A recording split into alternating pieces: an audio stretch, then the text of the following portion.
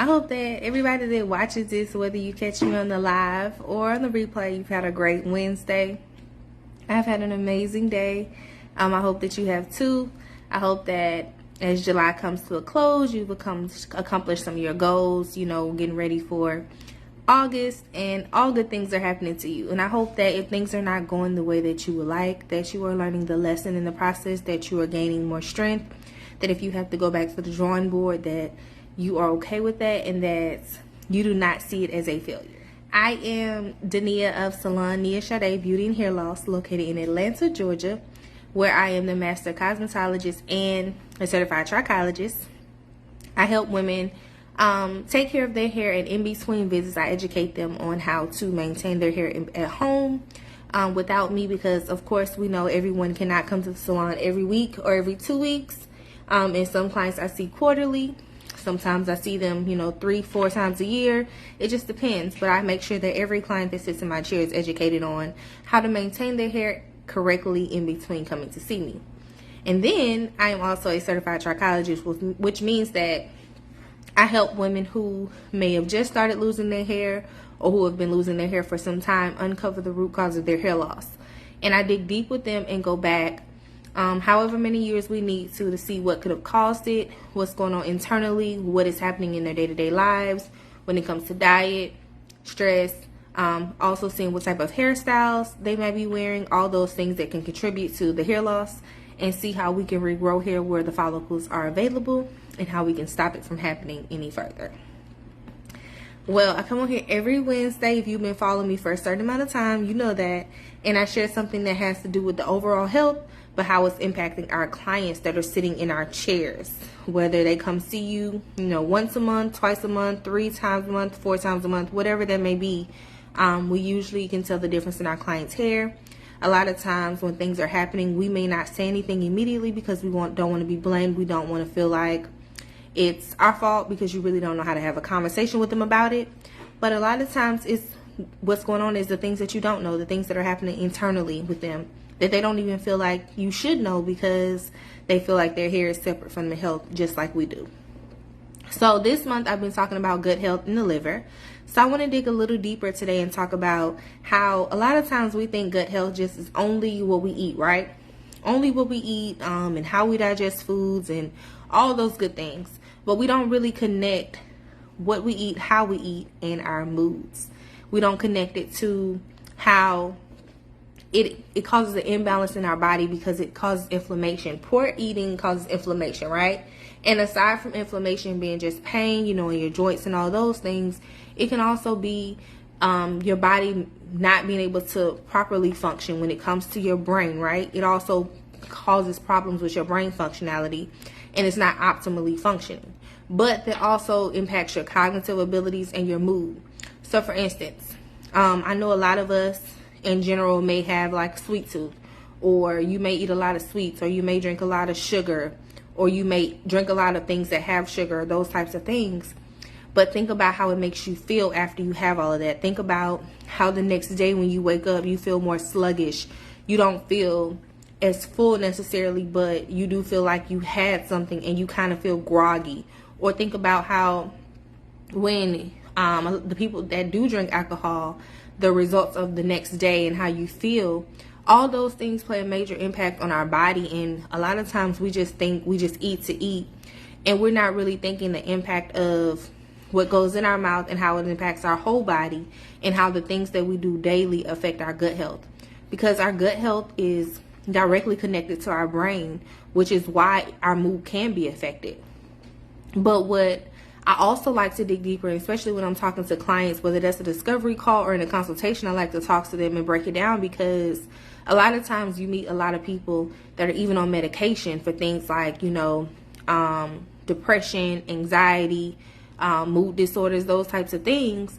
And then they're taking this medication, but they're still eating very poorly. And then the symptoms may or may not be going away, or they really can't function without that medicine. But then it makes me wonder what happens if you get your diet and your day-to-day eating habits under control. Will you be able to function better, or is this something that is triggered by how you live and your habits? Because a lot of times we also choose the things that we eat based on how we feel. And it's like a domino effect. Just like your gut impacts your brain also impacts your gut. So it's really like it's just going back and forth trying to figure out how to balance you out and how to balance your body out, when really most of the things that happen to us start in our gut. So if we really just practice more things like, you know, eating better, meditation, getting more physical activity in, those types of things, we could be in a better space. But a lot of us think those things are too hard, or it's not easy to live a better life, when it's really just one foot in front of the other, and just continuing to make more conscious decisions every day, instead of just going with what you know and what you're familiar with. Because a lot of times we still eat the way that we're raised, and it's not necessarily a good thing, because a lot of times the things that we're eating have a lot of processed, it's a lot of processed foods. It has a lot of additives in it, a lot of additional sugars and those things. But then that's why we also end up having the same illnesses and diseases that our parents and grandparents and great-grandparents may have had as well, right? So I'm saying all this to say that if you're a beauty pro and you're noticing that your clients are experiencing things going on with their hair, don't think that it stops just with their hair. Don't think that the products on your back bar are good enough. Don't think that, you know, asking them, are they drinking enough water, or are they stressed, or what are they doing at night, or selling them another product is just going to help them. We have to be able to dig deeper and talk to them about things that come, like, what are you eating daily? How's your diet? You know, how's your stress? How do you feel after you eat? Those types of things, because we need to get to the root cause of what's happening. Because a lot of our clients, and including us as beauty pros, may be on a lot of prescriptions, but those prescriptions are just piling up, because once you get on one prescription, usually you're on another one to just try to balance your body out. But those things are probably triggered from our day-to-day habits and the things that we've started, that we may have started 10 to 20, 30 years ago, that we're just not realizing. And it's really unfortunate that we're not educated sooner. But that's why I think that continuing to educate ourselves, even though these are things that we don't necessarily learn in cosmetology school, but continue to want to learn and grow for ourselves. That means taking the time out and in your budget, put money aside every week or every month for you to be able to take a certain amount of classes a year, or taking classes that, even if they may be, you know, smaller classes and they may not cost a lot of money, until you can build up to where you need to be. Being in rooms with people that will connect you with opportunities so that you can continue to grow, and then just being available when the opportunity presents itself. Because I think a lot of times we also see opportunities come up, but we always are like, oh, well, you know, I don't want to pay for that. Oh, I don't want to do that. But also weighing the pros and the cons of how they can benefit you. Because if you have clients that are consistently sitting in your chair with hair loss, your next level is calling for you. It's time for you to continue to step up to the plate, continue to educate yourself, and realize that, yes, you may be a bomb hairstylist and you may be able to do any style for any person that sits in your chair. But what is going to separate you from the rest, and what is going to happen when you cannot continue to help your clients in a way that they need to be helped when it comes to hair loss?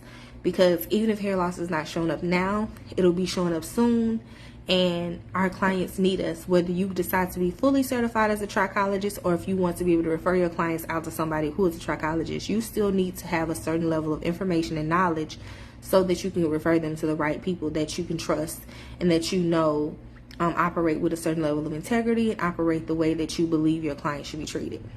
So the next opportunity for you to join us for 3 days of over 30 hours of education is October 22nd through the 24th in Houston, Texas. So it's still July. You have more than enough time to get registered. You have more than enough time to prepare, get your flights, all those things.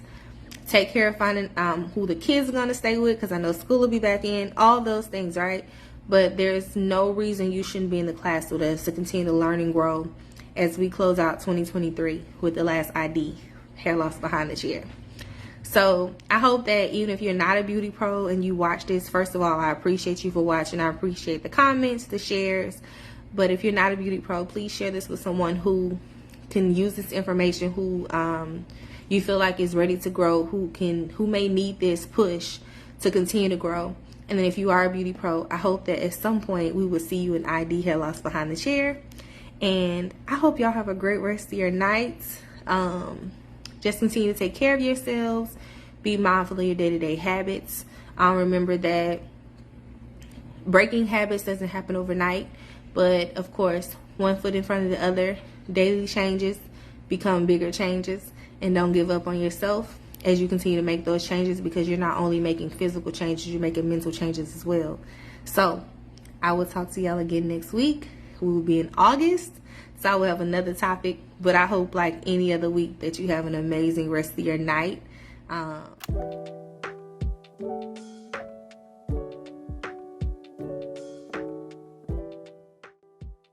Thank you for watching. Please like, subscribe, comment, and share my page with someone else.